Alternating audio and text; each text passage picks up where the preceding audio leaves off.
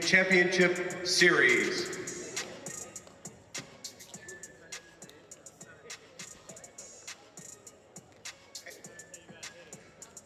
Let's meet the City of New York starters.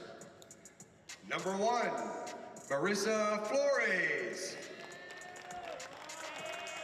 Number 4, Catherine Valdez. Number 10, Nay Glasgow. Number 15, Zoe Larson. And number 20, Marissa Shaker. Let's meet the starters of UWW, University of Wisconsin-Whitewater. Number 12, Lizzie Guerin. Number 15, Celie Jones. Number 32, Maida McCabe. Number 53, Kylie Koenig. And number 54, Faith Averzano.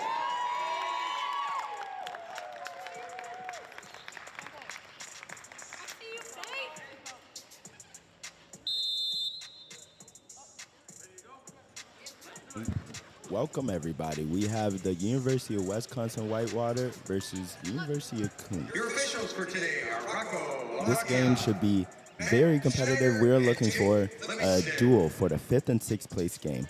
We have both teams trying to find ways to continue to expand and grow for next season as well, as they look to win this game and be out for a duel. And the tip-off is coming right now. And we are off. John, you mentioned about the opportunity both programs have right now. There's a great opportunity to end your season on a win. Neither of these teams want to take that bus ride home on a loss, so I expect a competitive battle today. Yeah, tell me, Opie. We have first bucket of the game. I'll get to that first. So we got Maida McCabe with the first bucket.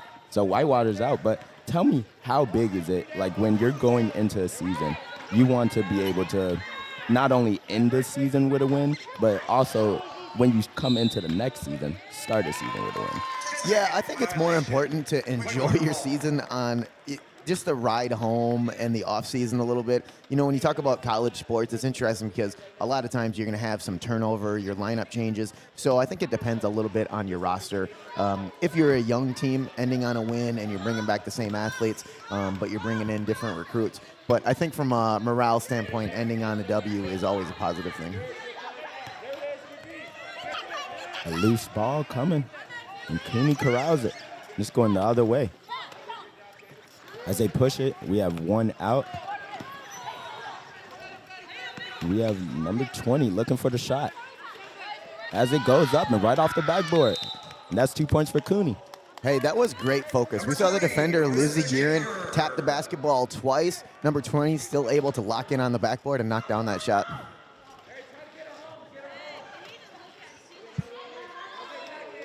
Yeah, one back picked for CUNY.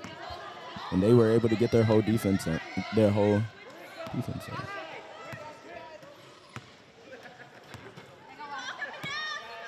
Whitewater bringing the ball down the court. Number 53, passing to number 32.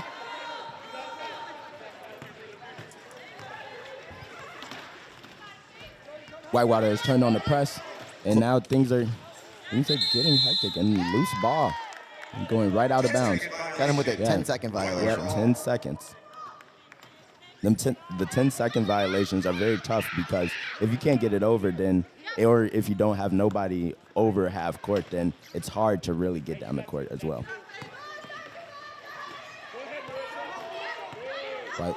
Whitewater swinging the ball around, swinging to the offside. Just a little too far, but it was a great look. Whitewater holding on to the press and constantly working 2-on-2. We have a foul, and I think that is a charge for CUNY.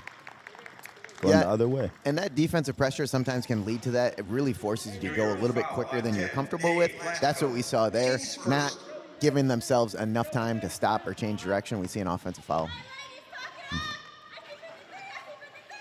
Number 53 swinging the ball around. Then we have number 15. Then Lizzie Guerin trying to pass to Maya. That unfortunately goes out of bounds. Those quick hands from the defender, Anisha, number 10 for CUNY. Not only able to score on the offensive end, but showing that she's going to play a role on the defensive end as well. Yeah, she is a dynamic player, and she really finds a way to just get it going and help her team every day, just trying to show that she could get a bucket at any moment. Give her the announcer's jinx, as we were talking about how great she is. She turned that one over in the press. Whitewater bringing the full court press here, forcing CUNY to pass a little bit more accurately, rush things a little bit. That's working out in Whitewater's favor right now. Whitewater looking for a back pick to try to get an advantage so they could get their bigs in the paint. Wow. 53 bring the ball down, and then they got a steal. Maya Kim. Loose ball coming. Whitewater corrals it. Those are 2 point-blank looks for Whitewater, which is nice. You know your offense is doing what it wants to do when you get good looks like that. But it's always nice when you knock it down. We see Lizzie Guerin knocking one down from mid-range there.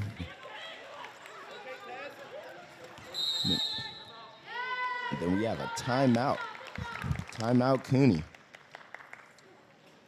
We will be right back with after the timeout. What would you say to that freshly injured veteran looking to get involved in adaptive sports? I found my outlet through wheelchair basketball.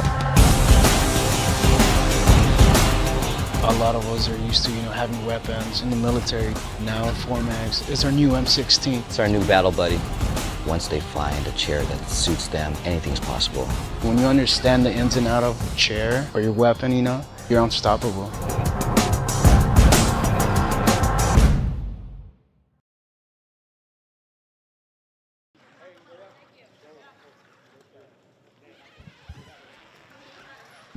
Hey, and we're back after the timeout.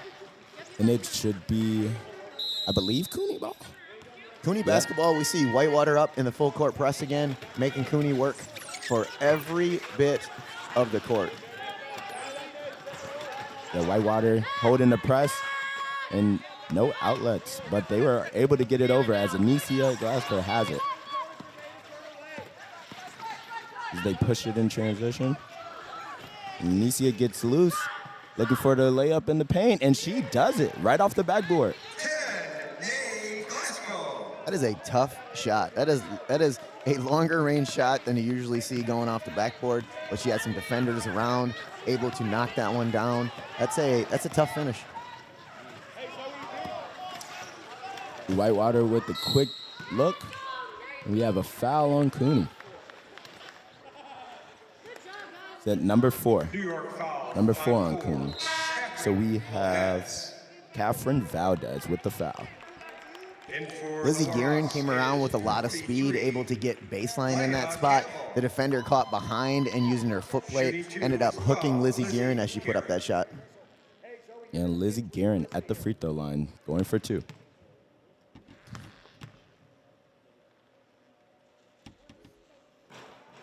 She knocks the first one in. Lizzie Guerin, a native of Cuba City, Wisconsin, actually played high school softball.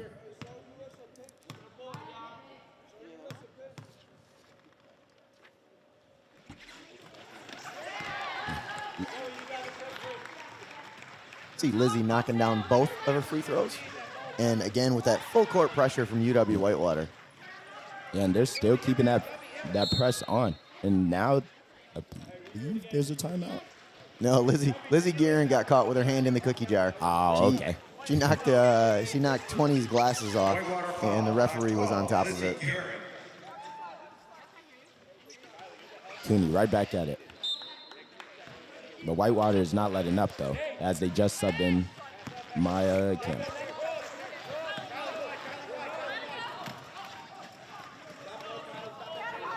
CUNY pushing in transition, looking for a pick, trying to get Anicia open so she could get her shot right off the glass. And she shoots it, and she makes it. That's an impressive shot. We see Whitewater chasing Anicia over the pick, showing that obviously she's a scorer. Whitewater wants to put the pressure there to limit the amount of clean looks. And in that small window, she was able to knock down that shot. That's tough look. Yeah. And Maya Campbell right in the paint. 43, Maya Making her Campbell. presence felt immediately, coming into the game and already getting a bucket. And then they're right back at the press immediately, right out the score. But CUNY crossing in transition, trying to get the looks, trying to get the picks as well to get over half. Maya Campbell staying with it, giving the pressure. 10-second And violation. unfortunately, another 10-second violation. Then Whitewater has one out as well. Has number 20 out for CUNY. Sealy Jones also has another CUNY defender out. Looks like they have two out, going to be attacking with a 5-on-3. Just a little too hard off the rim, but that was a great look. And that's the benefit of getting those two back picks. If you haven't watched a lot of wheelchair basketball, it may look a little confusing when you're like, why is that one player holding the other player out? But what the offense is trying to do is create a numerical advantage so you can attack with 5-on-4 or a 5-on-3.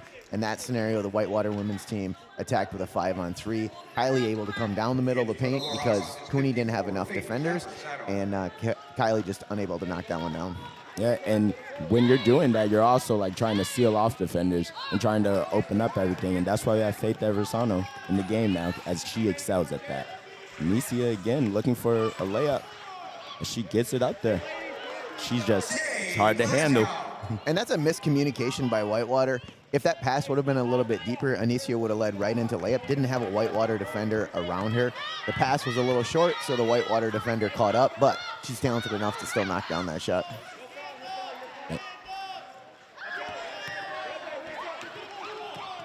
Anicia with the guy out of bounds, and it's staying this way.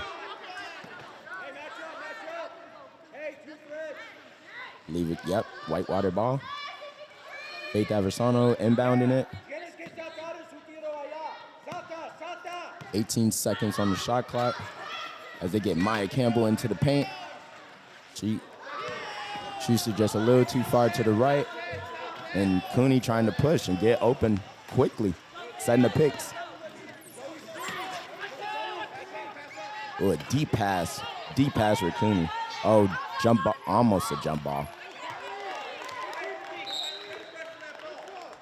Ball going out of bounds, and so now it is Whitewater ball. Whitewater with another back pick. They just constantly are looking for the back picks, and that's all we need. Like, as a team, when you have 2-3 people out, then you just have the advantage. You have many people open at the same time. Chair skills and speed in general for wheelchair basketball is such a huge part of being successful. We see Whitewater using their chair skills and speed on the defensive end with that full court press, and then turning around and continuing to use their speed with those back picks. And see, they're going to score right here with Maya Campbell again, and then turn on the press immediately. And on that situation, it looks like Maya Campbell gets the 2 points in the scorebook, and she does, but Faith Alverson was up there setting a great pick, and that's what led to Maya being open. So that was a team effort, even though you see Maya Campbell with the 2 points. Yeah, Faith is the X factor right there. Number 4 had her back to her teammates, but unfortunately, that's another 10 seconds.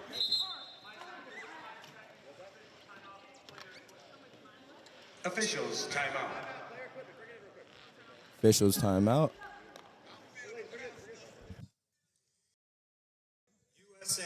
We'll be right back.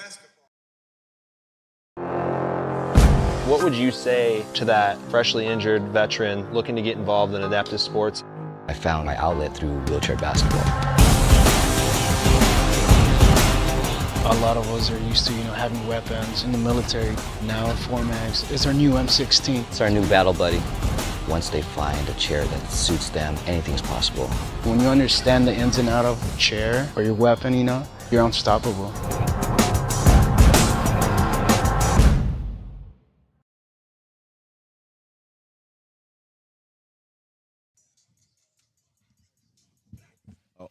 And we're back.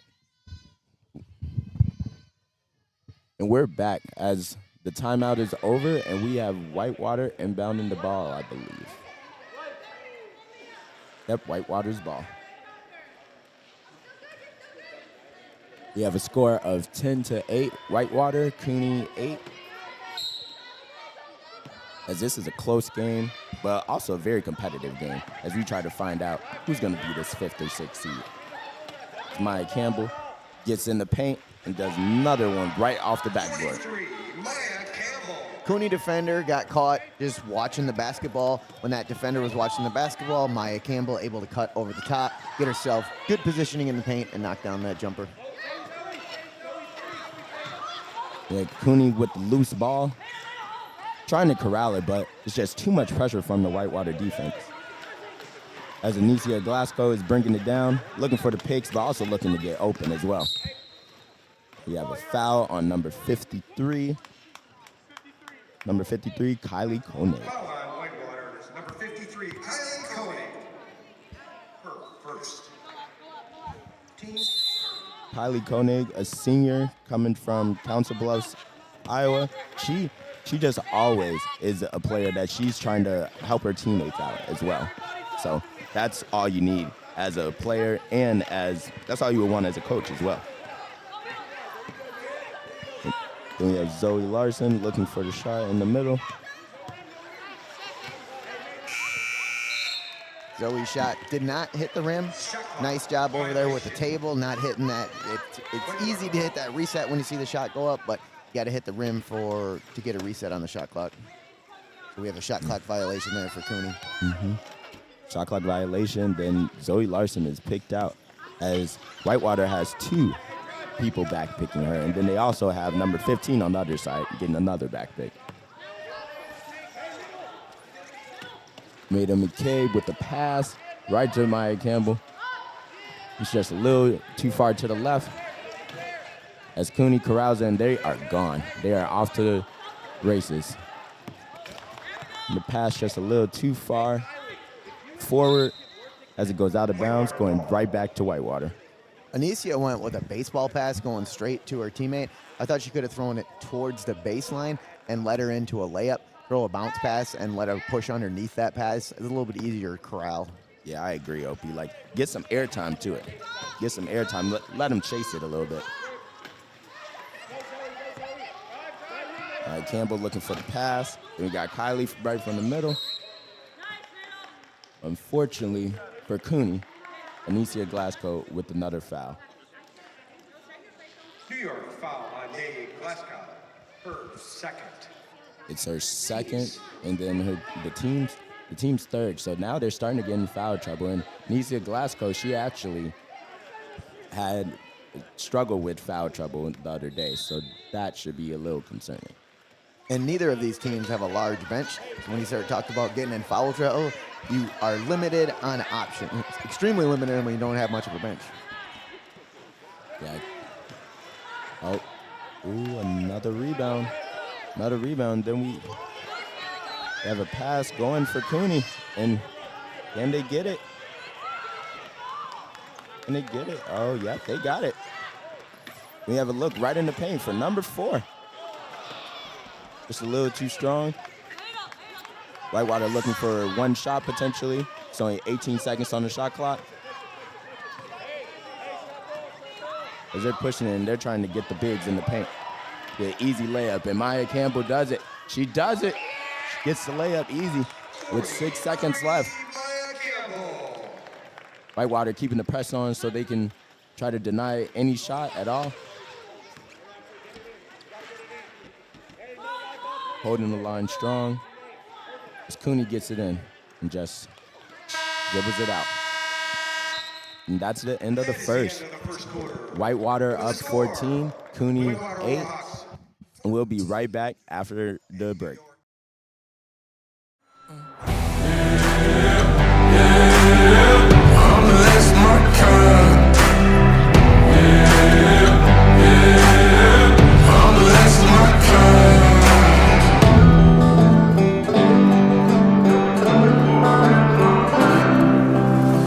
Got folks that carry some shit. Fucking cops in the dirt hills, baby. We ain't paying no fines. If you coming to the sticks, still maybe bring a 4-wheel drive. You won't never find another like me. I'm the last of my kind. Yeah, yeah. I'm the last of my kind. Yeah, yeah. I'm the last of my kind. Try to find another just like me. You'll be looking for a real long time. 'Cause yeah. I'm the last of my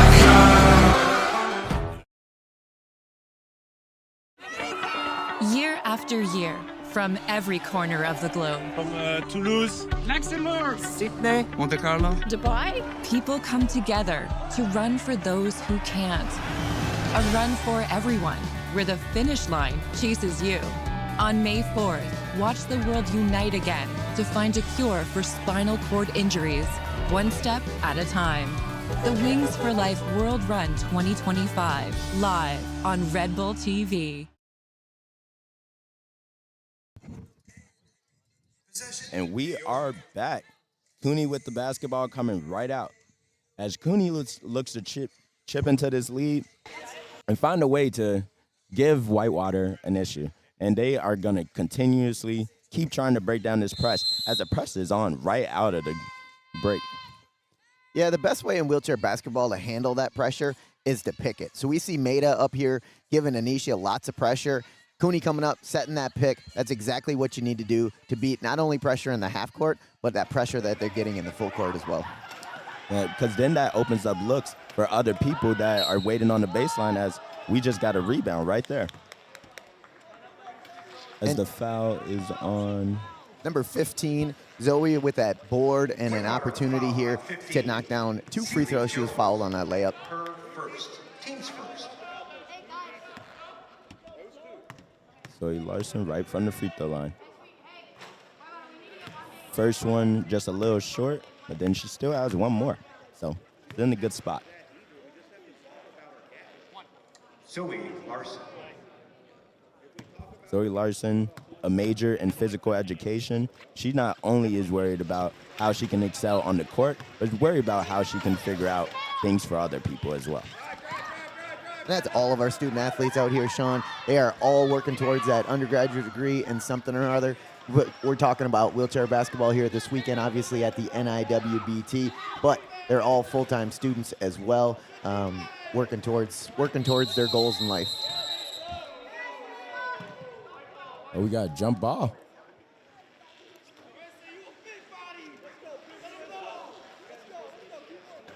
Jump ball, Whitewater ball. That was a little hectic. Trying to see what was going on. Whitewater with the inbound. It's Jamaica, just a little short, but Lizzie with the rebound right off the inbound.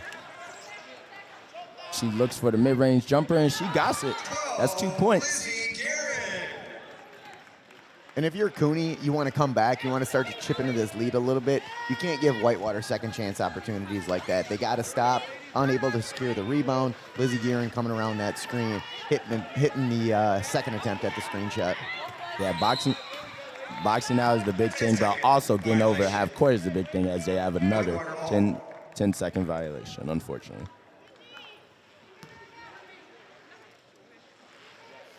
Whitewater with the inbound.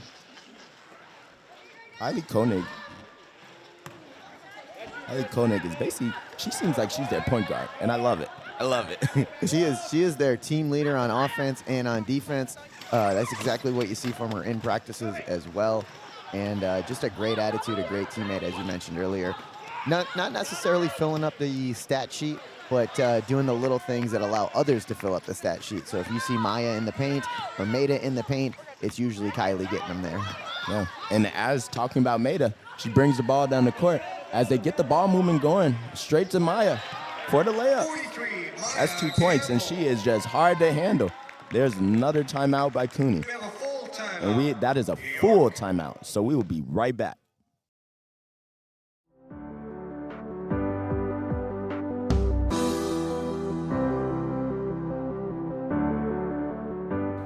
I'm Susanna Scaroni. I am a registered dietitian as well as a wheelchair racer here at the University of Illinois. I'm excited to act as the registered dietitian for the wheelchair basketball team and share what I know about nutrition. Within my role, I support the wheelchair basketball players in choosing a variety of food sources, trying to aim for food first approaches, having a good foundation of knowledge, so knowing what proteins, carbs, and fats are and what they do, and knowing that they're not just athletes, that they're students and they're humans, and hoping to support them as they just reach their potential.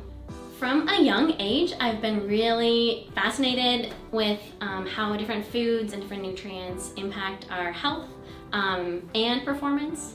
And so ever since high school, basically. And we're back. So CUNY with the ball coming out of the timeout, and then we have Whitewater trying to turn the press on immediately. But CUNY's going to find a way as they get Anicia Glasgow loose down the court. But the only thing, she might have to come back to look for the ball. Yeah, what you don't want to see on a full court pressing defense for the offense is everybody going one-on-one. And that's what it looks like CUNY is doing right now, heading down. You see a few of their athletes with their hands up saying, hey, I'm open, I'm open. And yes, they're open, but if you go set a pick, then you're going to have two people that are open, and you're starting to beat the press instead of just kind of existing and trying to get the ball into your offense. What I always like to say is you want to attack the press versus just, get the ball into the front court and then get into your offense. Yeah, because, if you struggle to get those looks, then it's hard to get somebody else another look. But as CUNY gets a shot off the backboard, and Whitewater is pushing immediately as they look for the picks, and that's how they constantly are getting people open, as Lizzie gets another look right in the paint. And she gets the layup. I like that usage of the bounce pass by Maya there. Easy to handle. Lizzie Guerin able to square up her chair and get a good look. Yeah, that's a calm pass. It's a calm pass, and it helps not only their teammate get the ball, but it helps them get the ball out of their hands as well. This Whitewater full court pressure proving to be too much to handle for CUNY as they get a steal off the full court press, and that translates into an easy bucket for Maida. And they're just not letting up. They're playing a full 40 with this press. Let's see how CUNY can adjust. As there was an easy pick right there, but it unfortunately was missed. And then we have everybody cutting, but not only cutting, but getting Anicia Glasgow open as they try to set picks for her. As she gets that mid-range jumper up right at the elbow, but just a little too hard off the backboard. She's able to get her own rebound. Anicia definitely has a nice-looking jump shot. Doesn't need a lot of room to get that shot off. And we'll see Whitewater attacking in transition again. And Whitewater attacking Lizzie, just getting all the looks, but it's just a little too short. But Maya's still able to get the ball. And CUNY going the other way. Foul on Maya Campbell. Hit on the arm. Yeah, sometimes it gets very, very aggressive when you're trying to get the ball and poke the ball out, but sometimes you gotta be very cautious about the fouls as well. That aggressiveness and intensity can turn up too. Obviously, Whitewater's been running that full court pressure. That can get a little bit annoying after 15 minutes of a ball game. We're about 15 minutes into this one, and you're having a hard time getting over the front court. So it can definitely wear on you. Yeah, and from Whitewater's standpoint, I mean, they're getting all the steals, the 10-second violations. Like, I would be excited too. I would be trying to get a steal every time. But Whitewater not only is locked in on defense, but they're locked in on offense as they're trying to get their bigs in right now. Yeah, we see them committed to that back pick and transition. They had two back picked again. And Maya Campbell here, the result of those two back picks, having plenty of room to roll to the paint and knock down a layup. Mm-hmm. Anicia Glasgow potentially almost getting the charge. Number four, Catherine Valdez pass, but Anicia Glasgow is on the ground. Pick him up. Let her get up. Pick up the other one. You pick her up right as she gets up. Don't believe that is a charge. Just play her down. So CUNY's in a situation, they got 26 on the shot clock. That means they got 6 seconds to get that ball over half court. And that means you want to give a big target. You want to make sure that Anicia, because she is their height, she is someone that's over and ready for it. As Catherine Valdez drops it right to Anicia, and then Zoe Larson trying to break down the defense. But unfortunately, they only have 10 seconds on the shot clock. And so now they have to look for a quick look. Catherine Valdez for the layup. It's a little too strong. And we've seen a lot of turnovers that the defensive pressure has been causing. That's one of those things that the full court pressure causes as well, is you chew up a lot of shot clock. Lizzie Guerin with another layup. They're just getting all the layups, but CUNY is going to figure it out as they call a timeout, and we will be right back after this.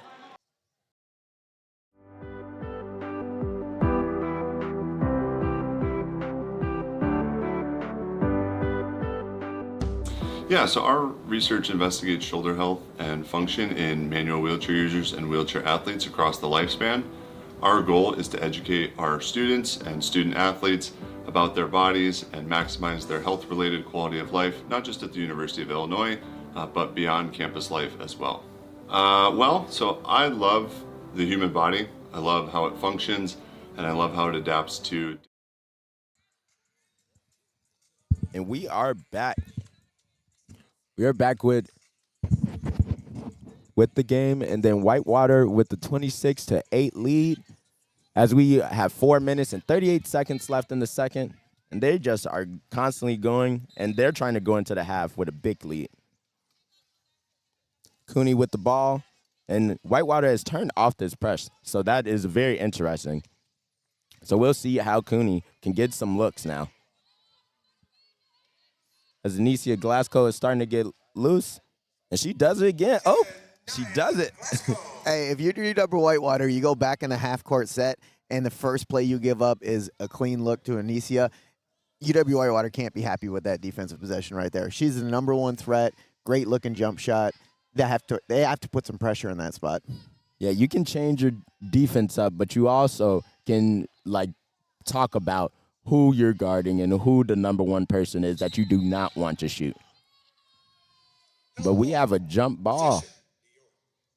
Another jump ball, and it is going to CUNY, going the other way. As they hustled to get that stop in the paint, Whitewater with all their bigs, they still struggle to get that layup, but CUNY is excited about it as they start to chip into this lead. Whitewater looking like they're comfortable with a double team on Anicia right now. They're able to match up a little bit, but CUNY looks like they're handling the pressure a little bit better now. Setting picks, basketball's moving. They're getting into their half-court sets a little bit more than we saw in the first quarter.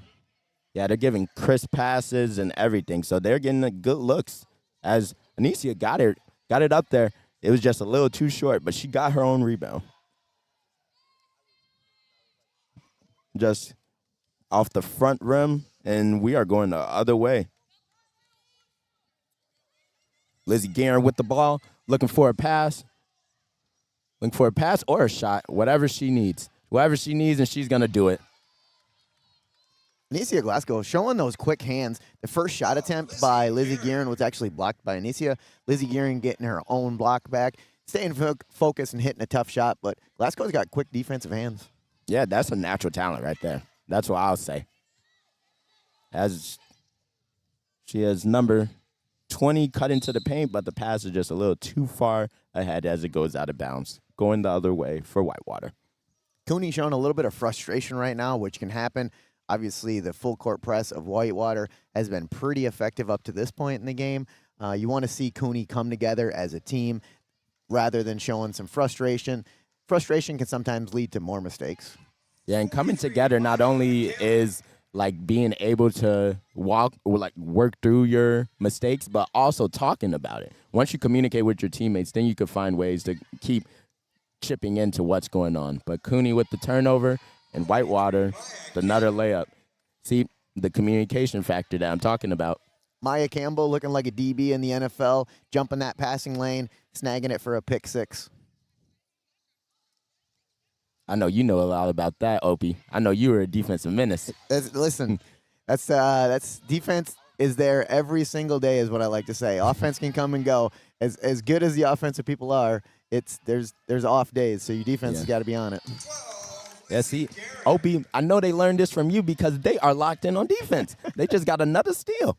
See, this is great. This is great for Whitewater, but this is also something that is concerning for CUNY. Like, we have to get it over, but they did. They did, and now they're setting the picks. And then we also have Zoe Larson going for a layup. Oh, yeah, I love it. Oh, it's right there. Right there, and then Anicia Glasgow getting open for the layup. Yeah, I would like to see CUNY kind of recognize what's happening in the game. Whitewater's doing exactly what you were saying, Sean, is they were going for a steal every single time because why wouldn't you? So now it feels like they're overly aggressive jumping passing lanes. So if CUNY can use a pass fake to kind of get the defenders out of position, I think that'll help with moving the basketball and not turning that basketball over. Yeah, because also Whitewater, because they use their size a lot as well, because they know that they can, like, overwhelm players, they also are just overcommitting. And when you overcommit, then you put yourself in a vulnerable position. CUNY with the turnover, then Lizzie Guerin, another layup.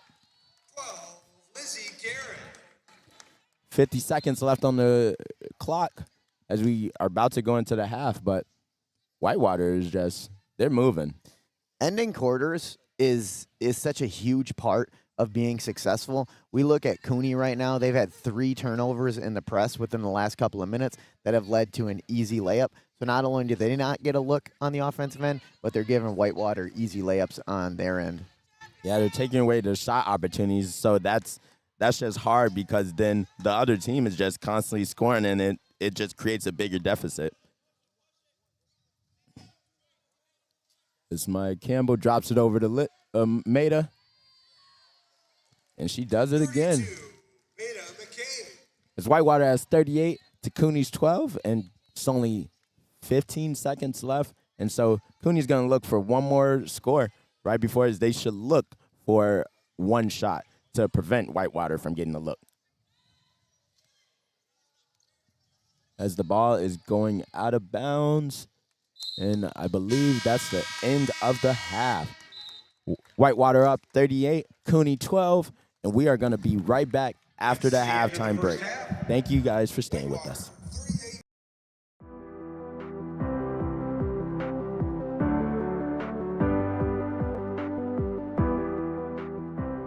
All right, my name is Stephanie Wheeler, and I'm the head coach for the women's wheelchair basketball team. I will be starting my 16th season as head coach this coming season.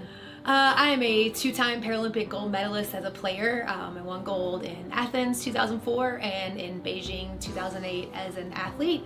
And then I coached our team in 2016 to the gold medal at the Rio Paralympic Games. So I help our student athletes with their holistic development in quite a few ways, actually. I think one, they come here to be athletes, and so the bulk of what we do is their development on court. We work every single day with their athletic development, whether they're a novice to the game or whether they are a more experienced player and they're a national team player. So I get an opportunity to work with them every single day on court. That not only encompasses their athletic skills, but that's where we also teach a lot of our leadership skills, how to be a leader, how to be a follower, how to ensure that you're being a supportive teammate. So that's also something that we take pride in, that we do really well here. Is it's not just about basketball while we're on the court. We talk about leadership skills. We talk about how to be a great teammate. We also talk a lot about character skills on court. So I think those 3 things play a huge role into the holistic development of our student athletes. You can't just be on court and be focused on yourself and your own development. Your teammates are important, and who you are as a person is important. And I actually think that's probably the most important thing that we do, is help them grow as people, to become more resilient people, to become more determined people, to become more responsible people, whatever character skills we are working on. So on court, that's kind of what we encompass there. Off court, we work on some of those things too, and I also think that we play a big role in their academic development as well. We do check-ins. I do weekly check-ins with the student athletes on their academic progress because I want to make sure that they understand that I care about what they're doing in the classroom and that they understand that it's an important piece of what they do. So I think if you could distill down everything that we do, it's, you know, we focus in on the academics, we take care of the athletics on court, and then we focus on who you are as a person. All right, I wanted to be a coach for a number of reasons. One, I love wheelchair basketball. I love the sport of wheelchair basketball. I love everything about it. And as I was getting to the end of my playing career, I didn't want to be without basketball in my life. And so any opportunity to coach, I was going to take it. And so when this opportunity became available at Illinois, there was no question in my mind that I wanted to come back home and be a part of this legacy at Illinois. So I love wheelchair basketball. It's a great sport. I also love teaching, and every single day that I get to be on court with our student athletes and I get to teach them, whether it's basketball skills, life skills, whatever it might be, is a great day. So, you know, if I can be involved in wheelchair basketball and I can teach, I couldn't ask for a better day. The other reason that I got involved in coaching is because I had two phenomenal coaches myself. Mike Frogley when I was a student athlete here at Illinois, and Ron Likens when I competed on the national team. And they had such a profound influence on my life and who I am as a person. To this day, I still call them up and rely on them, that I wanted to have the same impact on the student athletes that were coming through our program. You know, at Illinois here, we have a great legacy of incredible student athletes to graduate from our program and go on to do amazing things. And, you know, if I can play a small part in that, continuing that legacy of helping to graduate amazing student athletes, then, you know, again, it's a great day. So anytime I can give back and do the things for our current student athletes that my coaches did for me, then I hope I'm having the impact on them that my coaches had on me. I love graduation day. It's such a culmination of everything that our student athletes have learned from the time they stepped on campus as freshmen to the time that they're leaving us and leaving the nest and going on to do all of the wonderful things that they're going to do. So graduation day is super special. But you know, I think it's kind of hard to distill down the favorite part of the job, because I think there are moments that happen every single day that remind me why this job is so cool and why I'm so lucky. From, you know, being on court one day and like seeing the light bulb pop for a student athlete on a particular skill that they've been like working on and they finally get it. Or to see an athlete come to my office door and say, hey, remember that test I had? Yeah, I crushed it. I got an A on it. Or to help them navigate something that's challenging in their life, a difficult situation, and to see them grow as a person because of, you know, how they navigated that. All of those are incredible moments, and those little things happen every day. And so it's really hard to pick out like favorite moments or favorite things or something like that. But I think that's the favorite part of my job. It's just the everyday piece of, you get to see this growth bit by bit, day by day, moment by moment, actually, for each of our student athletes. And, you know, what a privilege it is to get to be that intimately involved in someone's life. What do I like to do for fun? Well, I bought a record player last summer, and I have recently gotten into listening to records. And so, like, in my free time, you can probably find me at one of our local record stops, digging for records, and then taking them back home and spending some time with them. So I've really been enjoying that recently.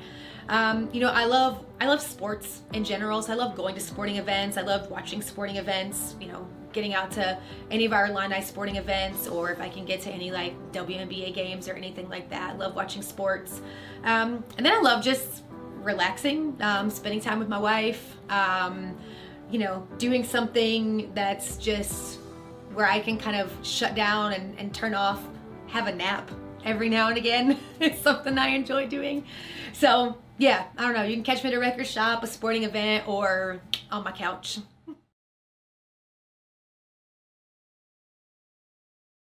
Push. Go, Josh, go, hit it hard. Come on, push. There you go, go. Push.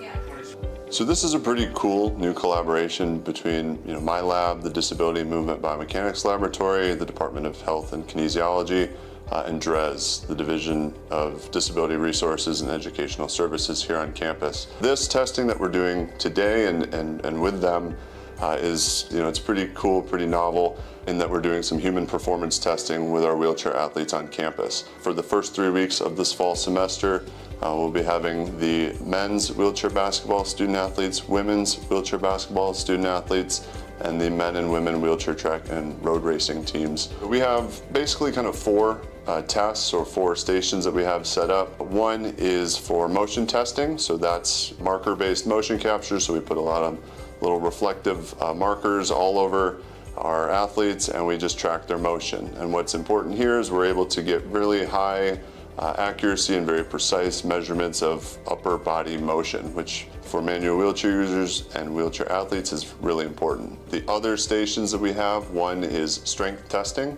So unlike in a weight room, a conventional weight room, where you're just lifting weights, that's important too, but here we're actually able to put high accuracy and precise values, measurements with that. Our third station is musculoskeletal ultrasound, so we're scanning the right and left shoulders of the rotator cuff tendons. And also in that station, we're doing body composition scanning, where we're getting measures of their percent body fat, percent lean mass, and also some measures of percent bone mineral content, which we can use to estimate bone health as well. And then the last station, we're asking them to fill out some surveys and some questionnaires related to shoulder health, function, quality of life, a lot of different kind of bigger picture items related to their overall health and wellness. And so we used those data, those responses from them to kind of associate those with some of the data that we're seeing in the other stations to have a better big picture understanding of these individuals and of their shoulder health overall. Physically, like me on the outside, like I'm like pretty muscular, not in my hoodie, but it was just cool to see like ultrasound, for example. You could like get in there and like see your actually the fibers of your muscle. Like it was pretty cool to see like that kind of stuff. But it was cool to see like the way like athletes see themselves like on the outside, but also like on the inside. I mean, the risk in general of injuries is pretty high just from like the strain that you're going through all the time. And I mean, it's hard work, especially in the shoulders, and also like your elbows and your wrists and everything are getting constant work, so much more than the body was built for. I think I'm interested in like the progression over time, how the way your muscles and tendons and all that just kind of evolve through the time that you spend like exercising or the different variables in your health. I mean, I just want to see how those things change throughout your time, yeah.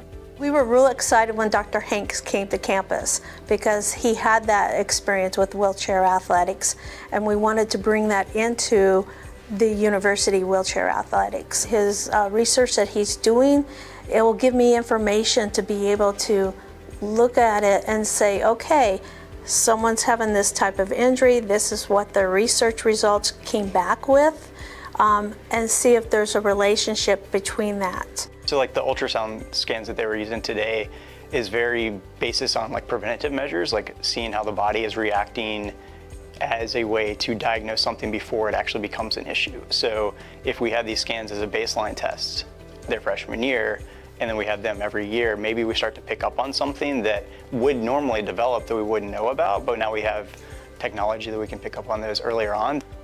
Just having this testing here on campus is going to be astronomical to what it does to our programs. We already have dozens of athletes representing a variety of countries in the Paralympics right now, and what is this going to do to bring in even more on campus? So I think I'm just excited for where this can go. Like if you look at our theme and our motto as wheelchair athletics, we're creating the best human beings as a whole. We're not just looking at a student athlete from the athlete part of things. We're looking at how are we going to help set you up, not only while you're here, but for the rest of your life to be in the best shape you can be, to live the best and fullest life that you can live.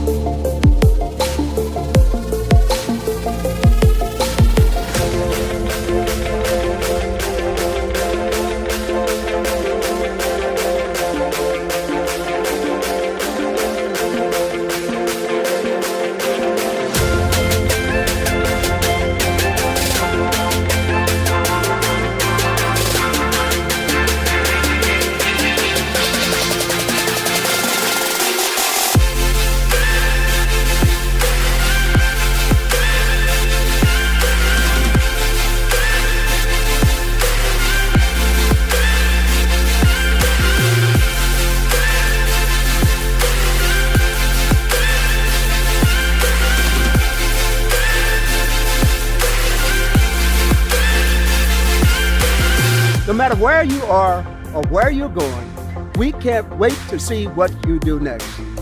Thanks for another great year at Illinois.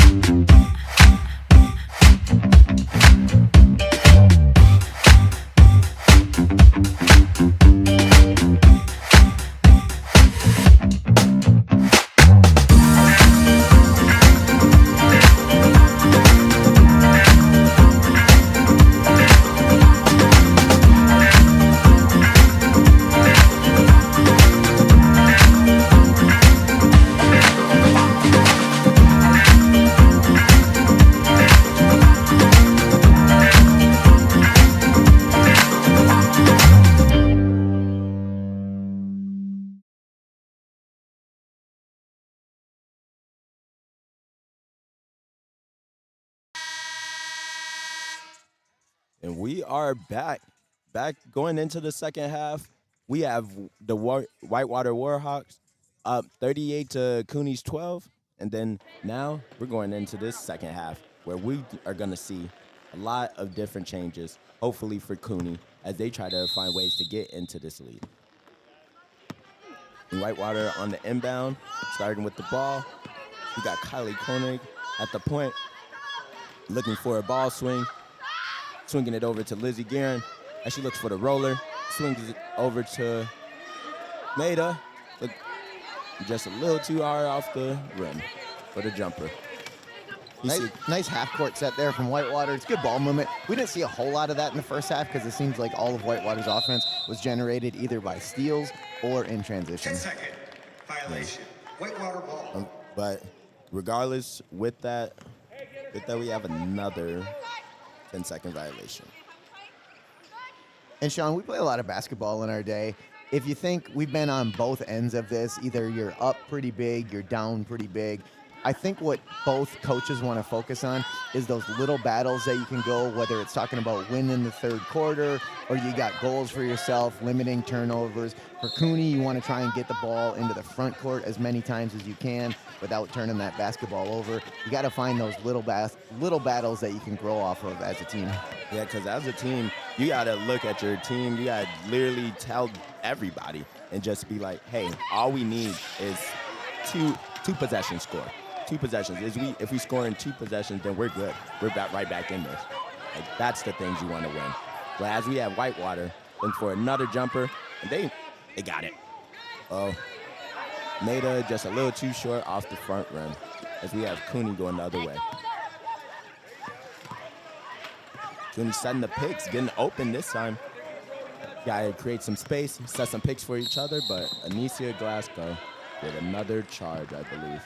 And we have a player down. We have Coach Ryan Martin coming out to check on Anicia Glasgow. Her third, teams first. Now, a quick timeout. We'll be right back. What would you say to that freshly injured veteran looking to get involved in adaptive sports? I found my outlet through wheelchair basketball. A lot of us are used to, having weapons in the military. Now Formax is our new M16. It's our new battle buddy. Once they find a chair that suits them, anything's possible. When you understand the ins and outs of a chair or your weapon, you're unstoppable. Wheelchair basketball was actually created at the University of Illinois to help World War II veterans acclimate back into society. So I just felt like I wanted to be a small part of what the program has to offer for adaptive sports athletes. I also was very connected to the coach there at that time. His name was Mike Frogley. He's one of my mentors still to this day. He would always challenge us. He would never let us be afraid to fail. You have to try. You have to put yourself out there. And as a Paralympian, as a Team USA athlete, we live in an incredibly uncertain and vulnerable experience. Even if you quote unquote lose or you don't accomplish your goals, those are the opportunities that you have to grow. And I learned those skills back at U of I, and it's something that has propelled me to be the best Team USA athlete that I can be. Hey everyone, I'm Steve Serio. I play wheelchair basketball for Team USA, and Paralympians are made here.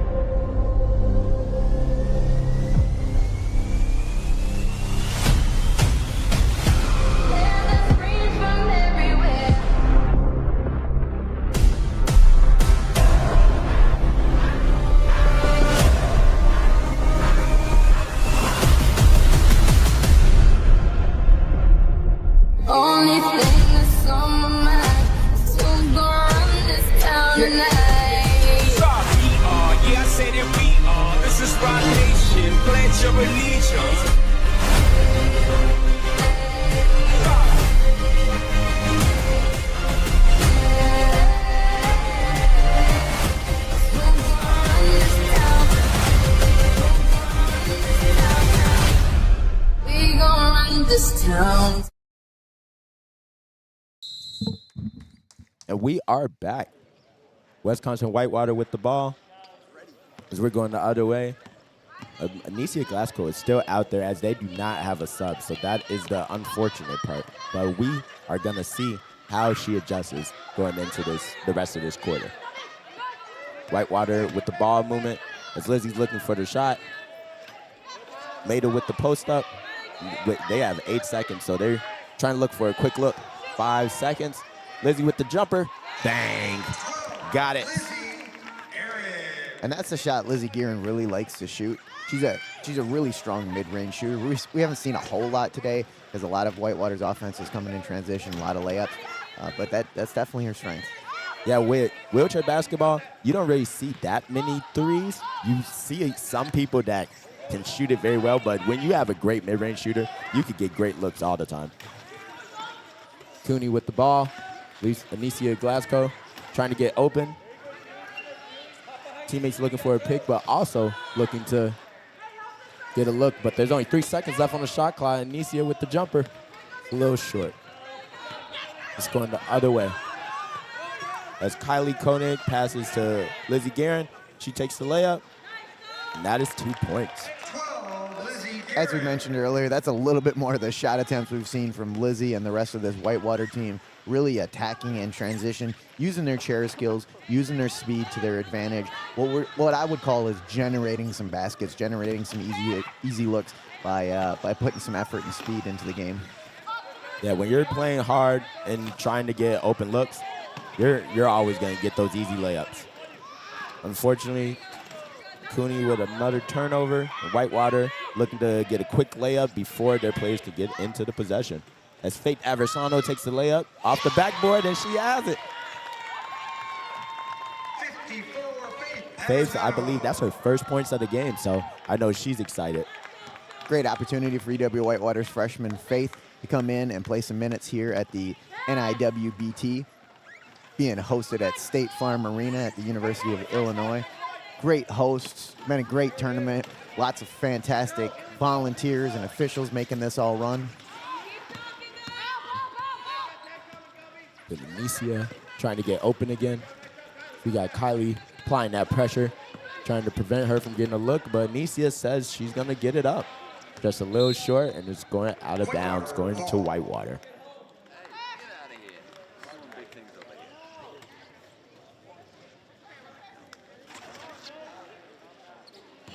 CUNY's just in their second year of being in the college division. They are doing great things. We see some growth from them. A lot to build on with Anicia Glasgow and her offensive abilities. Obviously having a difficult time handling the defensive pressure here from the Warhawks today, but the future looks bright for CUNY. Yeah, the future is looking bright for the men and women. Like, they just came into the college division. Now they're playing in these big tournaments, and regardless of what's happening on the court, they're doing amazing. But we have Anicia Glasgow on the ground again. Fouls on Maida McCabe. Yeah, foul on Maida McCabe. The team's first. She kind of clipped her wheel a little bit, and that had Anicia falling to the ground. But she is getting back up, and she looks fine, so I think she's good. She looks fine, but she looks a little annoyed. Maybe she's tired of picking herself up off the ground. Yeah, I would too. Yeah, I was one of those players where I was always falling, but I will say, kind of my fault.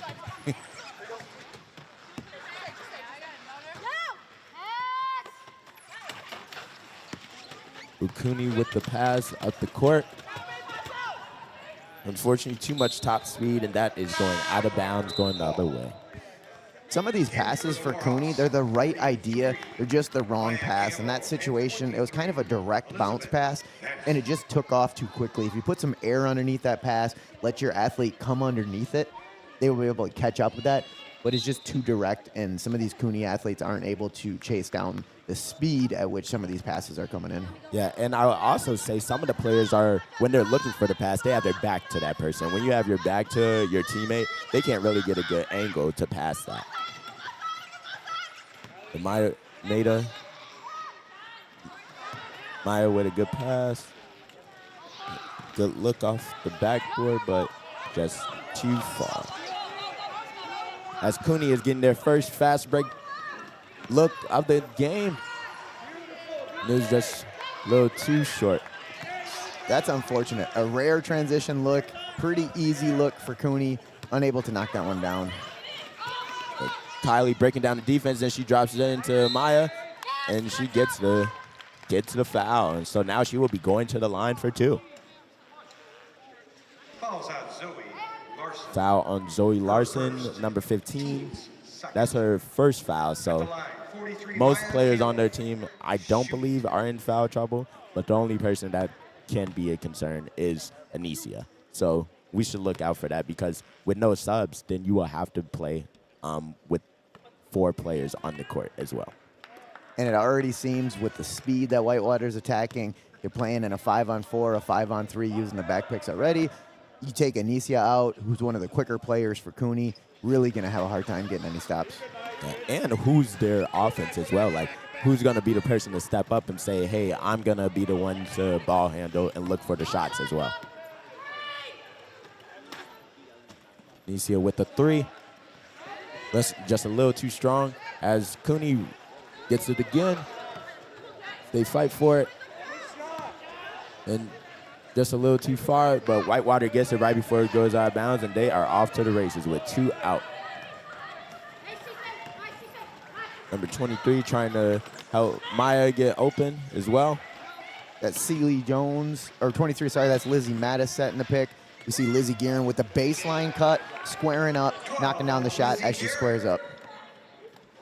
Yeah, Lizzie Guerin, she's eating today. Like, I think she has like around like 16. Like, she is showing why she's on this team, and a great scorer in the college division as well. Glasgow with a really nice dime there. Obviously, Whitewater knows her ability to score. With that defensive pressure, she was able to run that pick and roll, and a real nice pass to the roller as she's going to the basket. Yeah, ooh, a great steal by Kylie, getting Maya in the paint. 43 by Campbell. Kylie did that so smooth. She just came right through the paint, called for her teammate, and her teammate just followed right behind her, and that was an easy steal. Sealed off the defender.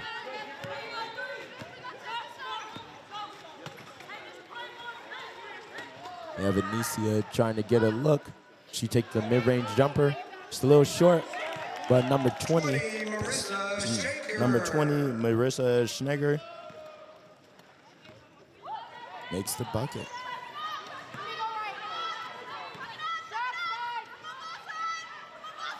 And we got a three by Maya Campbell. They are just rolling right now. The Whitewater fans are chanting a big Olé right now, and yeah.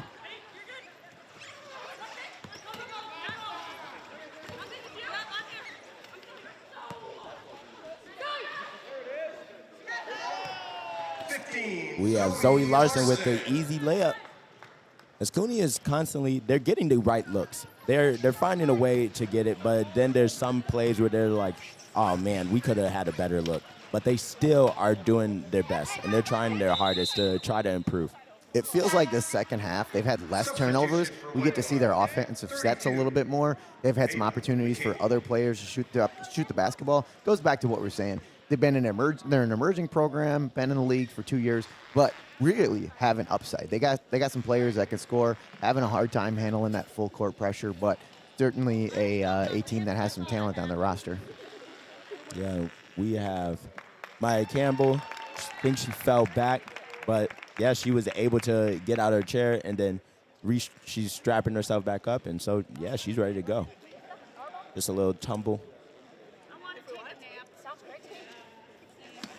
We have 18 seconds left on the shot clock, so I know Whitewater will be looking for something kind of quick. When you're in these types of situations, you got to kind of set your offense up very quickly, though, because once you inbound the ball, time starts, and it's like, oh, now I got to shoot the ball, because then now we have 5 seconds, and that's the scary part with really any level of basketball. Yeah, it looks like Whitewater's going to run a power side here with Maya Campbell and Maida coming off of this inbound. If you're CUNY, you shade defense over to that side and force the other side to knock down the shot. Yeah, because everybody's worried about that left side, but nobody's worried about, ooh. As we saw Faith putting up the shot from the other side, trying to prove us wrong. I knew it. I knew it was coming. Knew it was coming, so Anicia, she has so much pressure on that left side.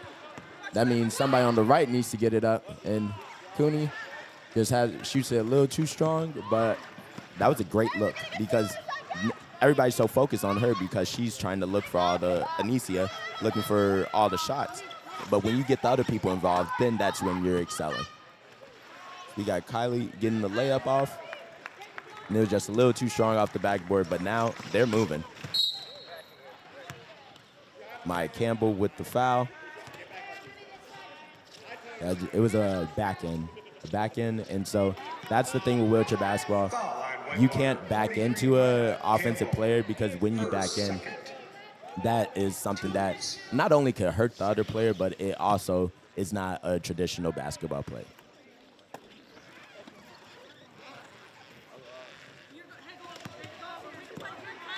We have Anicia pushing it, trying to get a quick look, looking for a pick. Zoe Larson with the loose ball. Pass just a little too strong as we have Whitewater going the other way. Faith Aversano with the back pick. Then we also have number 53, Kylie, getting another back pick as well. So they had two out at the same time. We got Maida being that dominant presence, but Anicia says no, just going the other way. But Whitewater tries to get it. Maida pass that one in the one spot that a defender can get it. If you're coaching Whitewater, you're telling her, hey, listen, you're throwing to Maya Campbell, put it up top, or she's the only one that can reach that pass. She went through the lane that the defender could reach. Yeah, when you pass it up, then it's so hard to catch. Like, if I was tall, I would want it up. I would want it right in my pocket and be able to get that shot up without no defender on me. But unfortunately, I'm short.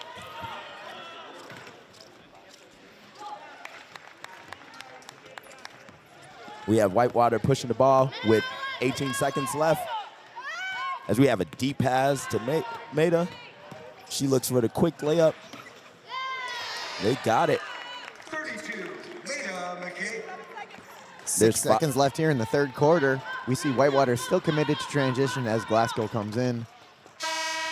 Not going to get a look.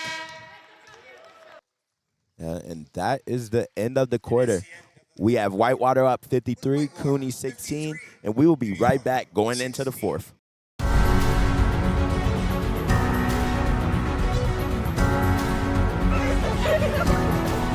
weeks from then, that's going to be Friday.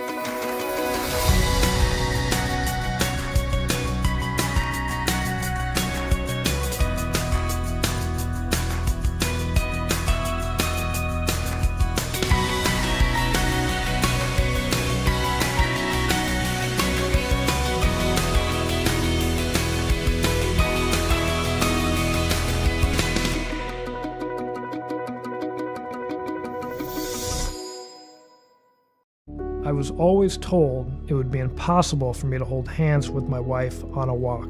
They said it was impossible to heal a broken bone using programmable materials. And we are back. Believe it's CUNY ball coming out on the sideline. CUNY is showing a lot of growth this game. They are trying to just make the reads that they would want to do. They're trying to figure out how they could break a press break, trying to figure out how they could get an open look, and also try to figure out how they can get the shots up with no defender on them. And so they're making the steps in the right direction. I love it. Yeah, 10 minutes left here in this ball game today, Sean, and I think both sides have shown some signs of improvement. 10 more minutes to maybe get some minutes to some of your athletes, or an opportunity to give them some stuff that they don't normally do. If you got some athletes that don't normally get, a lot of shot attempts during the season, this is a great chance to give them that opportunity to shine and to try some things that is outside their comfort zone. Yeah, I know. Like, you imagine, like, you give one of your players, like, a screenshot, like, that just instills that confidence where they're like, oh, I can actually get those shots. I could get those looks, and that's all you want as a player, too. So we have a layup in the paint, a lot of bigs in the paint, so they're getting offensive rebounds, but CUNY is able to finally corral it with Anicia trying to push it. A lot of bigs in the paint, and the one to come down with it is Kylie, who's one of the shortest players out on the court, unable to put back the offensive board, but still snagging some rebounds. Yeah, a potential charge for CUNY, but I believe because she ran into her teammate, they will not call it. But Anicia, she'll excel with that as she got the good looks from the free throw jumper. Whitewater bringing the ball down the court, trying to get everybody involved. As well, Maida. Never mind, she got to get a three up. Well, that's exactly what we were talking about. Maida probably doesn't shoot a lot of threes in a regular game. Here's a good game to try something new. We see Maida knocking down a three there for UW Whitewater. Yeah, I know how that happens too, because I wasn't really a shooter for real. But then once I got my opportunities, I started becoming Steph Curry, and that's all I wanted. 20, Marissa Shaker. We have another layup. Marissa with a couple nice baskets for CUNY today. That was a nice mid-range jump shot. Yeah, Maya bringing down the ball down the court. Looking for the screenshot for Maida as they get the ball swings going. Swing it to the offside. Ooh, that's a great catch by Maya. As she drives and drops it right over to Faith. And Faith gets that easy layup. 54, Arizona. See, you get the ball movement, that's when you start breaking down the defense, because then the defense starts to get antsy. And as a team, you want the defense to antsy because then that gives you easier picks and easier looks for your team as well. We see Faith taking advantage of the opportunity she's getting. That's her second bucket of the game. And that last one was off a nice pick and roll. So not only is she scoring a basket, but she's using her chair to help her teammates out as well. Yeah, and a pass that was too far as well. So now we're going right back the other way. So we'll see how CUNY starts to do that and see who can take the opportunity for CUNY as well. Whitewater's defense dropping back into that half-court set, giving CUNY an opportunity to set some picks, see what their half-court offensive attack is going to look like. And I believe that CUNY, if they get some ball swings going, they can constantly keep breaking down the defense. I wish they had somebody that they could give the ball to outside of Anicia, because then you put her off ball, then she could get all the looks without having to have the ball the whole time. Defense is focused on her the whole time now. Yeah, she does. She definitely draws a lot of attention right now. And even if she's going to keep that basketball and draw a lot of attention, she's shown that she is a willing passer, able to find the open person on the other side. Just a matter of her teammates putting themselves in the right spot to get the basketball and to score. And we have Whitewater inbounding the ball right to Lizzie Guerin, and she gets a quick jumper right up. With 17 seconds, that was a quick look, but they also are trying to just work on things, trying to see how many shots they can, just try to improve on and see how confident you can be as well. But Anicia was confident on that layup, just a little short as well. 20, Marissa Shaker. That's a nice offensive rebound for Anicia. She had a really, really good drive, sealed the defender off using her chair, not able to knock down the layup, but not only getting the offensive board, found her teammate for a putback and getting CUNY another 2 points. And CUNY is getting set up in their defense as we have a sub coming in, I believe. There's Celie Jones in for UW Whitewater, number 15, handling the basketball right now. Bringing the ball down. Oh, looking for a three. Oh, she almost had it. It looked good. It looked good over here. I don't know if Maida has shot a lot of threes. I can confirm that Celie hasn't shot a lot of threes yet this season. So an opportunity for Celie to get her gun in the game. Celie, see, that's the type of thing that I love, is that once you get 1 3, now you're confident. Now you're launching like 20. 15, Zoe Larson. Yeah, that was my fear as a coach. We started unleashing some people that were having set and seals and picks, and you got a bunch of people scoring. Yeah. Celie trying to get the rebound. Get corralling it, getting it to Lizzie. With a swing right over to Maida, dropping it over to Fave, and Fave gets another one, but just a little too strong. It's going the other way. Substitute for Whitewater, 53. They've almost had 6 straight points. Yeah, that was off of another pick and roll as well, and a great pass down to Faith. She was just unable to knock down that layup.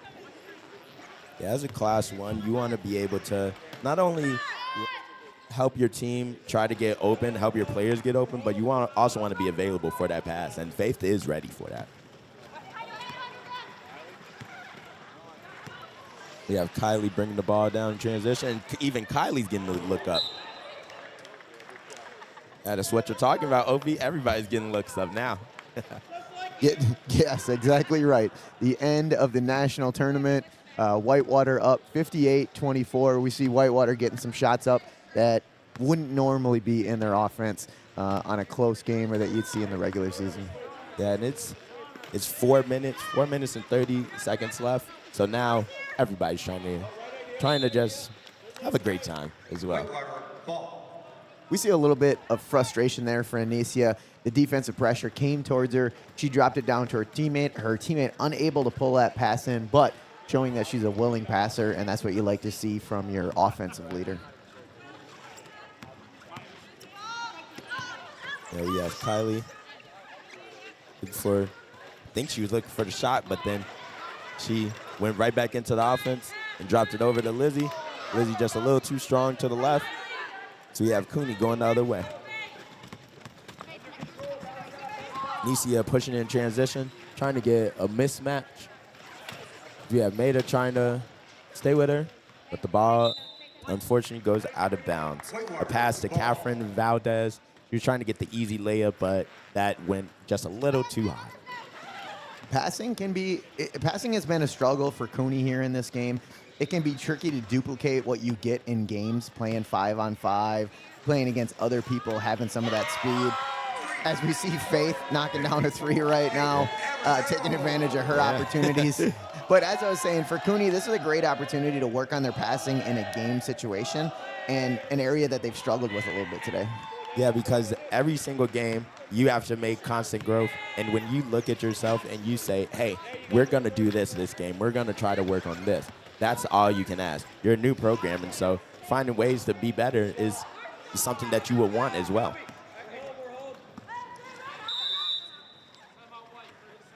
Yeah, we have a timeout. 30-second timeout. I believe it's on Whitewater. So, yeah, it's a 30-second timeout, so we will be right back.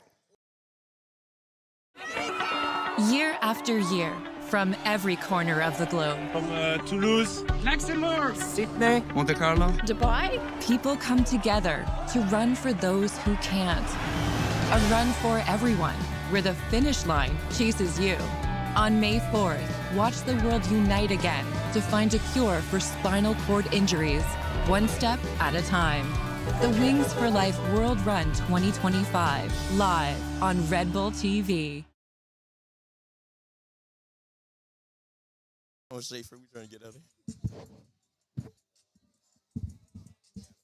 And we are back. We have Whitewater with the ball. At 3 minutes to go in this 5th, 6th place battle between UW Whitewater and CUNY. UW Whitewater up 61-24 as we close in on their season here of the 24-25 season. And Whitewater really showing that their defensive pressure and chair skills was too much. And we saw that speed and chair skills on offense as well. We got another three. And apparently prolific three-point shooting as well. They just turned into the Golden State Warriors. What is happening? See, that's the thing with wheelchair basketball. We see sometimes people underestimate us, but we literally are some of the best shooters out there. We have people in the Paralympics, such as you, Obi, who you are a Hall of Famer out here. How do you feel about that? Well, you know, I have said this many times, is that some of the best shooters in wheelchair basketball I would put against anybody. We have, you know, Jake Williams, who I don't know many people that shoot the ball better than Jake Williams, Dylan Fishbox, Chris Oak. There's some dudes that have shot the rock really well, Steve Serio, and I'd put him against any NBA, WNBA stars just from a straight shooting standpoint for sure. Yeah, we put in the same work, and that's something that I love to see as well, because over the years, things have been we've seen a lot of growth. We've seen a lot of growth in the media as well, and so that's all you can ask for as a player as well. So we have a look for CUNY. It's a little short, and it is going the other way. We have 1 minute and 43 seconds left. Whitewater up 64, CUNY 24. Kylie's bringing the ball down the court, trying to get a look. I am trying to see if they were going to shoot another three. That's what they've been adding to their repertoire. Lizzie Mattis, number 23, might be her first shot attempt today, if I'm correct. Doesn't get a whole lot of looks. Exactly what we're talking about, the ability to get some players an opportunity they don't normally get. And the crowd was going to go wild if she got the and one. That's all I know.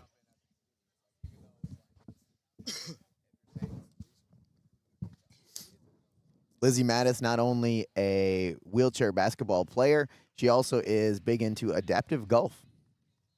Oh, wow. Learn something every day.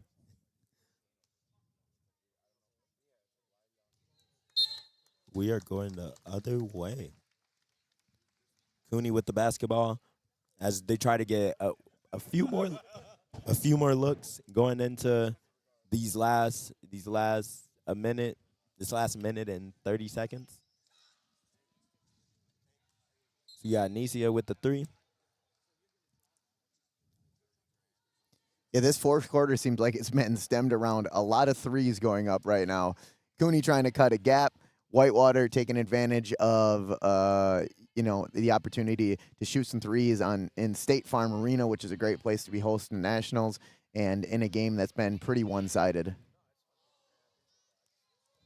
Yeah, this is like an NBA game. Back and forth threes. Passing up layups to kick out for a 3. Corner threes. And we have a 30-second timeout for CUNY. We will be right back. Year after year, from every corner of the globe. From Toulouse, Luxembourg, Sydney, Monte Carlo, Dubai. People come together to run for those who can't. A run for everyone, where the finish line chases you.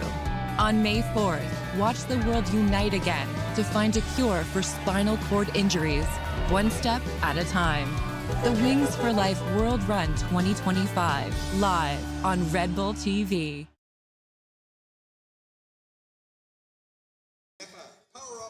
And we are back. We have 54 seconds left. CUNY with that last timeout.